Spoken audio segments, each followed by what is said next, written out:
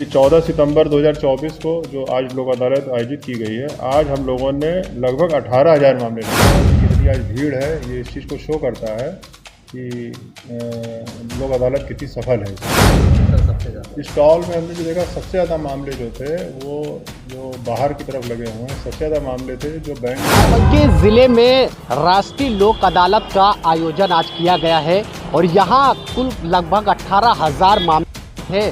तो सबसे पहले हम आपको बता दें, जो मामले थे उनमें सबसे ज़्यादा जो संख्या थी वो बैंक से संबंधित थी।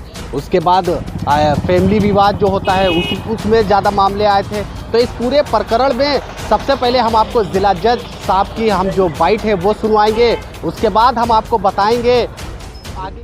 जी सर, लोक अदालत का आयोजन किया गया है, कितने मामले आए और कितनों का निस्तारण किया गया? देखिए, आज अब मैं आपको आंकड़े बताता हूँ। पिछली लोक अदालत जो है 13 जुलाई 2024 को हुई थी। उसमें जो हमने कुल मामले लगाए थे उसमें 20,647 मामले हमने लगाए थे और उसमें 15,894 मामले का न्यायालय से निस्तारण हुआ था। ये 14 सितंबर 2024 को जो आज लोक अदालत आयोजित की गई है, आज हम लोगों ने लगभग 18,000 मामले लगाए हैं।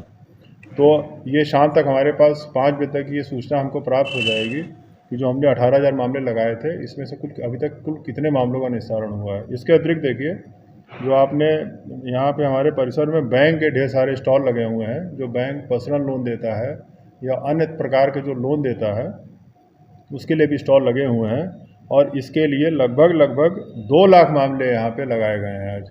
तो इसमें लोग आते हैं और बैंक से बात करते हैं और उनको कुछ डिपॉजिट भी करते हैं, बैंक को सेटलमेंट करता है, अकाउंट क्लोज कर देता है। और आपने देखा होगा कि कितनी आज भीड़ है, ये इस चीज़ को शो करता है कि लोक अदालत कितनी सफल है इस वजह से।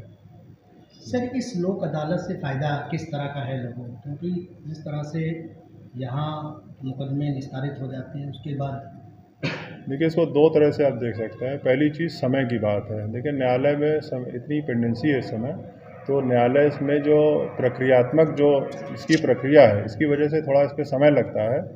तो लोक अदालत में अगर मान लीजिए किसी बात का निस्तारण हो रहा है तो सबसे पहली चीज़ समय बचता है उसमें।